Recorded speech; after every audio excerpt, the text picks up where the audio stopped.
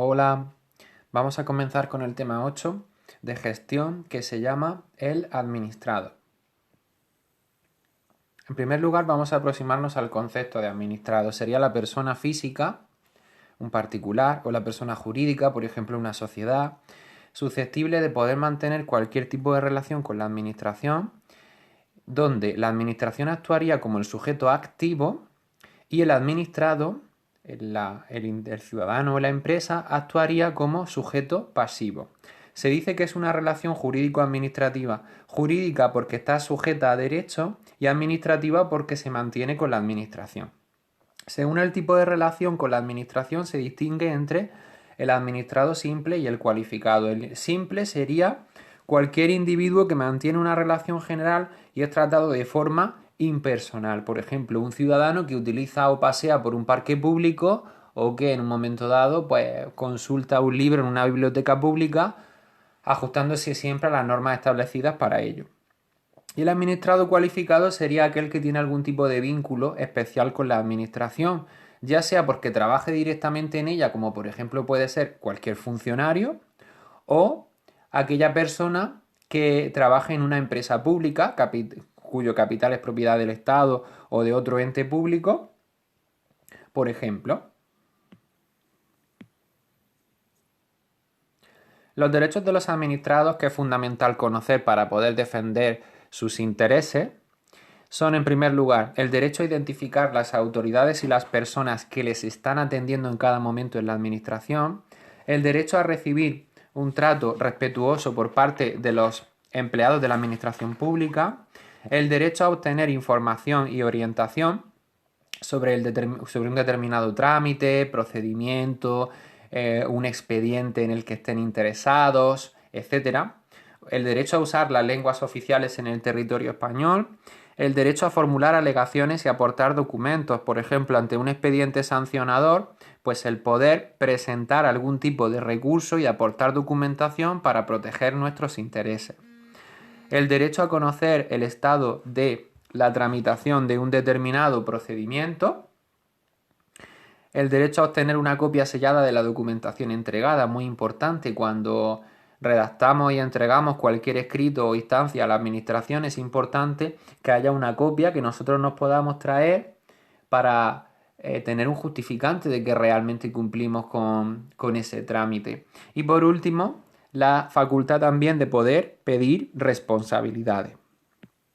El acto administrativo es una declaración de voluntad, de juicio, conocimiento o deseo que la administración realiza en el ejercicio de una facultad diferente a la reglamentaria o a la normativa. Una declaración de voluntad sería, por ejemplo, cuando la agencia tributaria decide proponer un requerimiento de IRPF o de IVA a las empresas de una determinada actividad económica. A iniciativa de la administración, pues decide que va a hacer una comprobación de impuestos, por ejemplo. Una declaración de juicio sería cuando, como consecuencia de esa comprobación tributaria, se detecte que hay facturas de gastos cuyo IVA realmente no era deducible, se ha incluido en la actividad conforme a los libros contables que se aportan y entonces la administración, una vez que comprueba eso, pues entonces decide emitir una propuesta de liquidación provisional porque ha encontrado una diferencia y pretende liquidarla. O cuando, por ejemplo, la Tesorería de la Seguridad Social les pide un certificado como que una empresa o un ciudadano está al corriente de sus obligaciones de pago, que no debe nada a la Seguridad Social, también sería declaración de juicio porque previamente ha habido una comprobación por parte de la Administración. Una declaración de conocimiento o deseo, por ejemplo, es cuando la agencia tributaria notifica un embargo de sueldos al empresario que tiene contratado un empleado, el cual tiene deudas con Hacienda, y entonces le ordena al empresario que le retenga una parte del salario, pero siempre respetando el salario mínimo interprofesional, y la abone a la agencia tributaria o a Hacienda por cuenta de la deuda que tiene su trabajador. En todo acto administrativo confluyen o conviven 5 tipos de elementos. El elemento subjetivo se refiere al órgano de la administración que tiene competencias o capacidad para intervenir en ese procedimiento. Por ejemplo, en el caso de un bar que no esté respetando la legislación en materia de salud y, por ejemplo, no haya habilitado una zona para los no fumadores, estando obligado a hacerlo por razón de los metros cuadrados que tiene el local, Pues en ese caso, los técnicos de la Concejalía de Sanidad o la Consejería de Sanidad de la propia comunidad autónoma que van allí in situ a comprobar esa situación, estarían actuando como el elemento subjetivo, porque son los competentes para poder actuar y, en su caso, iniciar un expediente sancionador. El elemento objetivo se refiere al contenido o a la esencia del acto en sí. El elemento causal se refiere a los motivos o las causas que justifican que se lleve a cabo ese procedimiento o que se ponga en marcha un determinado acto. En este caso, en este ejemplo, el elemento causal sería el hecho de infringir la norma en materia de sanidad que prohíbe fumar en espacios públicos no habilitados al efecto, de acuerdo a la norma o al ejemplo que acabo de poner. El elemento teleológico dice que persigue la satisfacción del interés público, pues en el ejemplo que ponía el interés público sería proteger la salud pública. Y el elemento formal, generalmente de forma escrita, que es el canal o el medio que se utiliza para notificar todo lo relativo a un determinado acto. Los actos administrativos pueden ser de diferentes clases. Un mismo acto puede clasificarse conforme a más de una de las clases o categorías que tenéis ahí, es decir, que no son mutuamente excluyentes.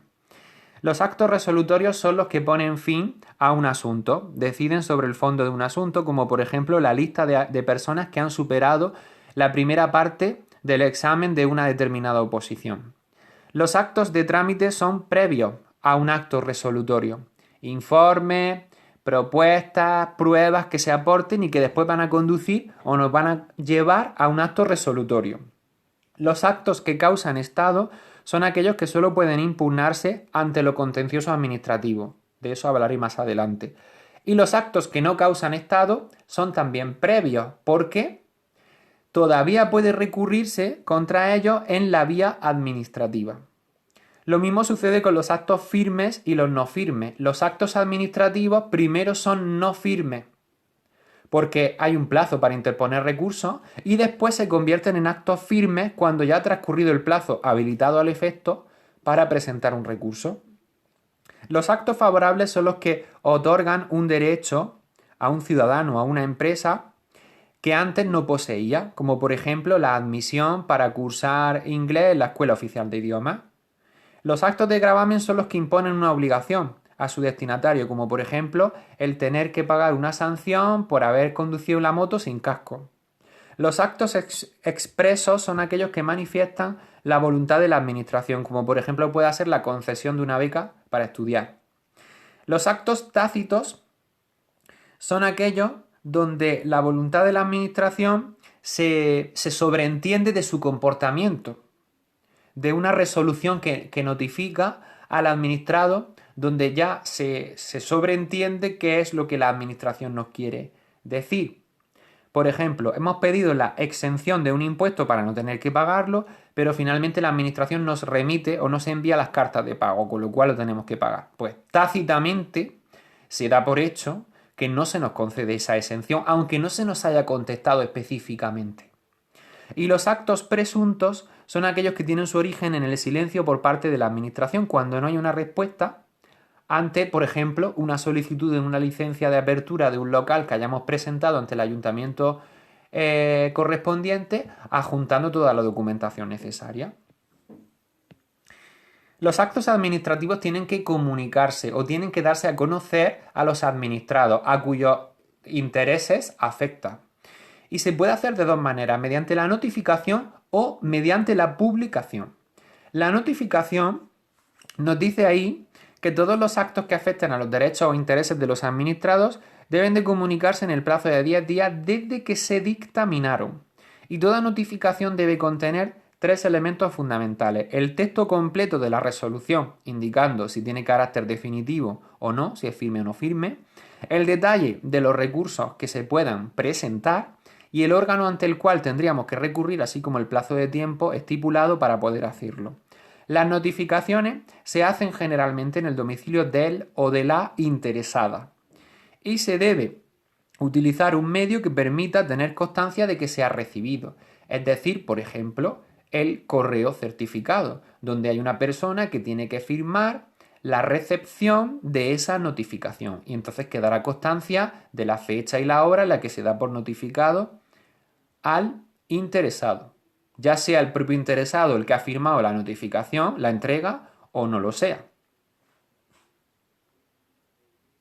Lo importante es que en la notificación hay una certeza o se garantiza que el interesado ha sido informado, cosa que no sucede en la publicación. La publicación se utiliza cuando las normas reguladoras del procedimiento administrativo en cuestión así lo establezcan y debe contener los mismos elementos que hemos indicado para la notificación.